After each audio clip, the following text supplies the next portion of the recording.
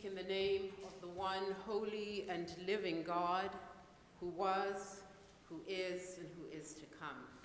Amen. Amen.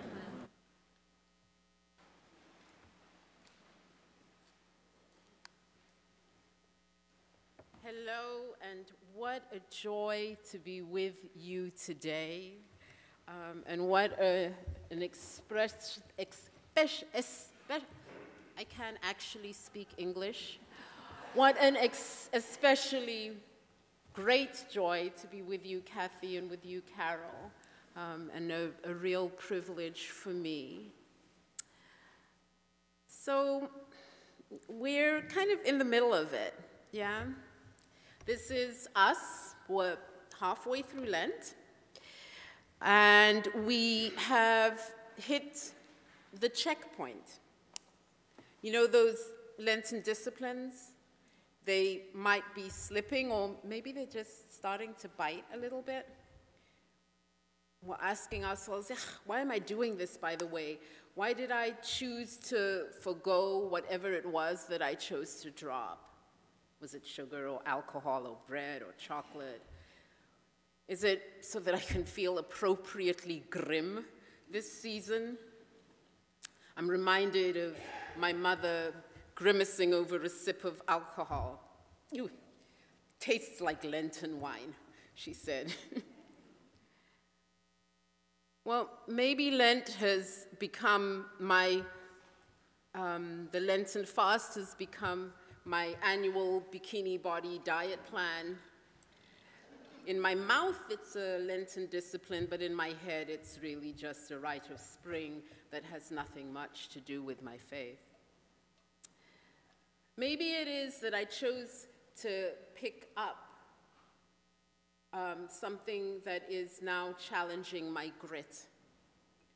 A 5-minute meditation, maybe, praying 1 or more hours of the daily office, journaling, writing poetry, maybe a daily letter to an elected leader, to speak out against war, to ask for climate action, to express my opinion on refugee policy. Whatever it is, how's it going? Is it starting to feel less like a deeper encounter with love and more like one more thing on your daily to-do list?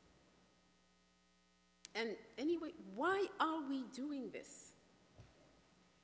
Is it because it's the done thing? Are our disciplines an annual rite that has been stripped of meaning or purpose? Are we trying to mimic Jesus, taking on a pared down, updated, rearranged 40 days of our version in the wilderness? Why are we doing this? It does matter why we're doing this.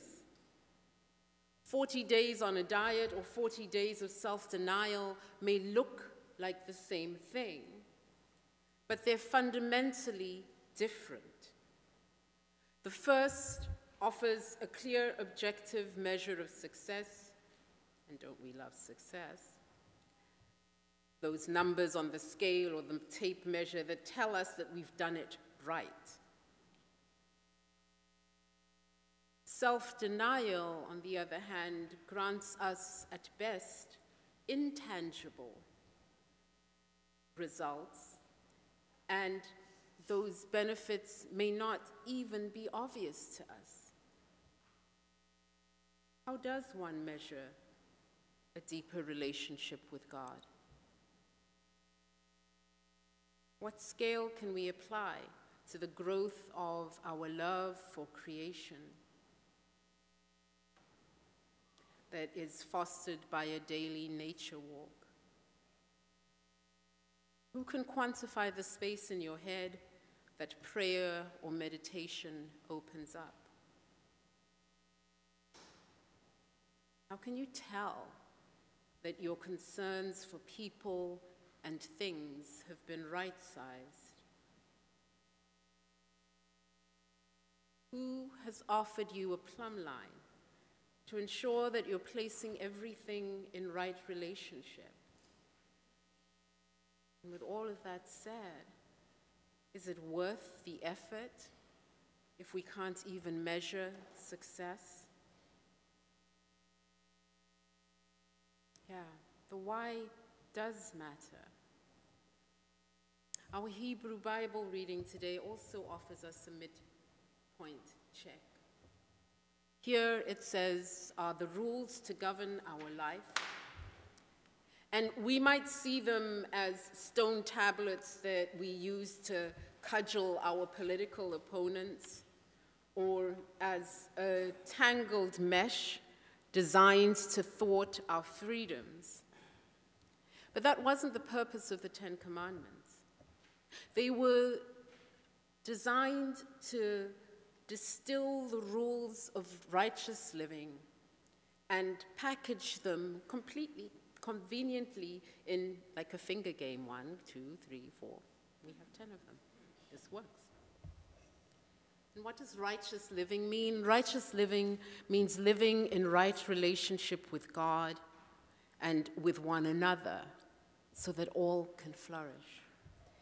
From the Judeo-Christian perspective, the law was given for that, to enable human flourishing.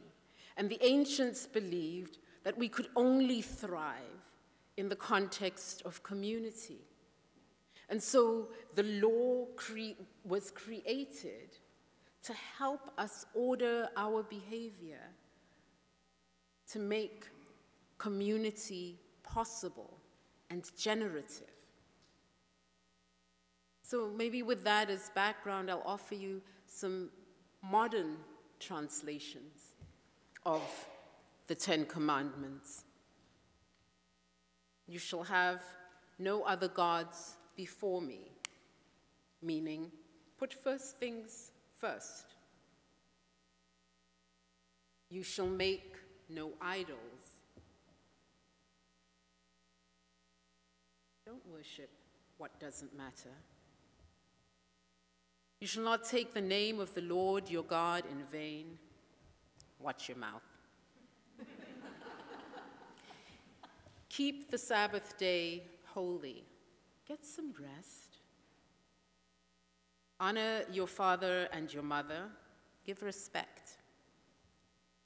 You shall not murder. Don't kill. You shall not commit adultery. Respect your relationships. You shall not steal. Don't steal. You shall not bear false witness against your neighbor.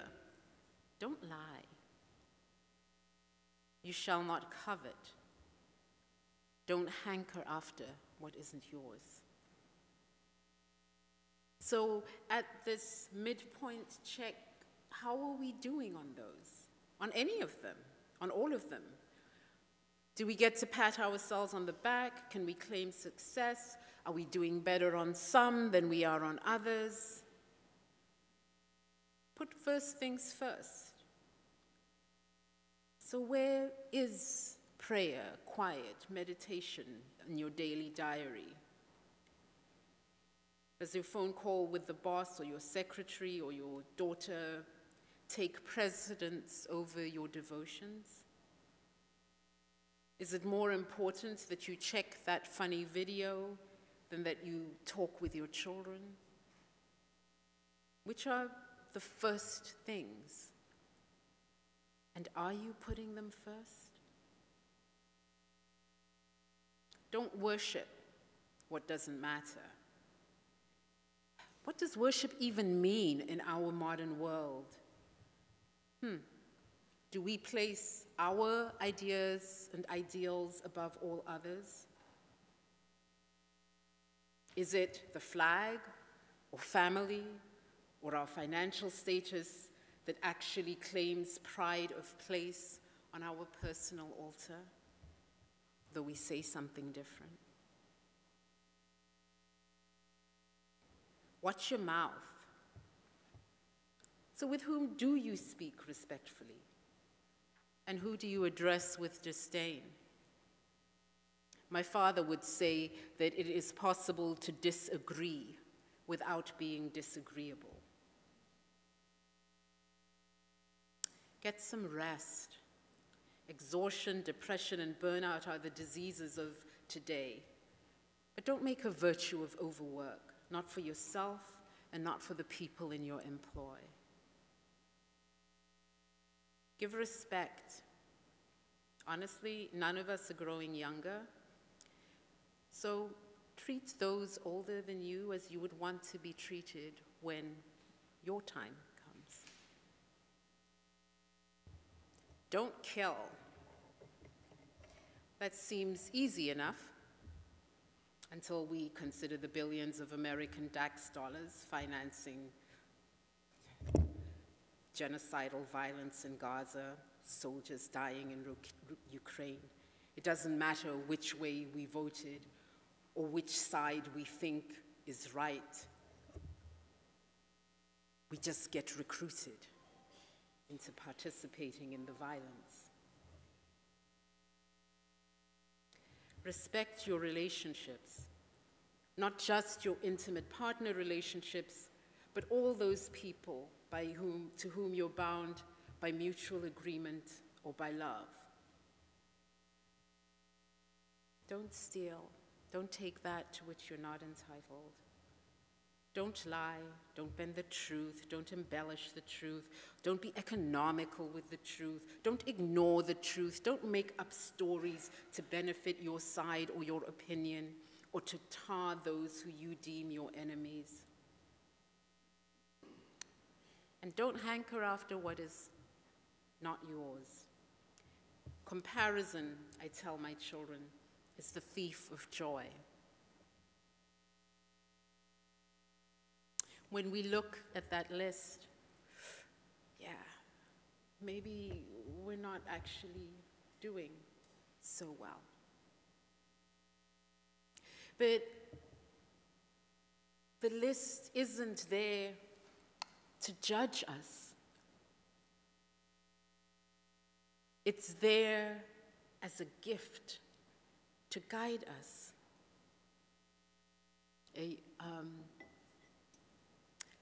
My wife is really good at buying birthday presents. I am not. But one of the things that I have learned to do is to ask her what she would like for her birthday, and then give it to her.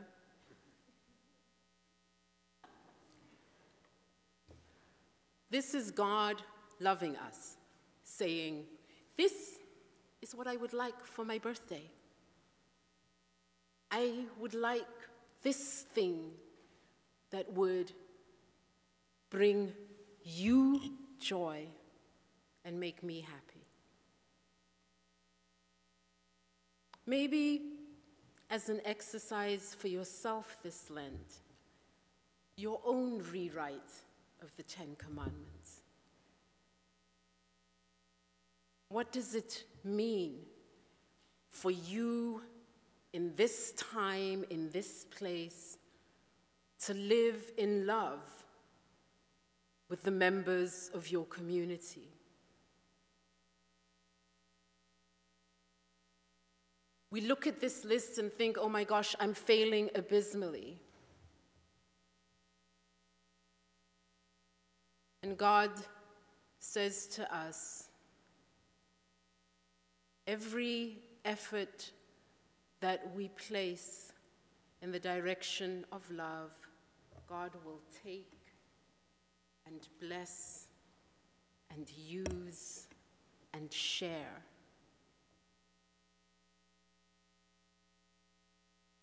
We come week by week to the altar, not only to bewail what it is that we have done wrong, what it is that we have missed, all the ways that we have failed, but to gather strength for the time ahead, to be able to be better, to be able to do better, to be able to have our cups of love replenished so that we have that resource to share.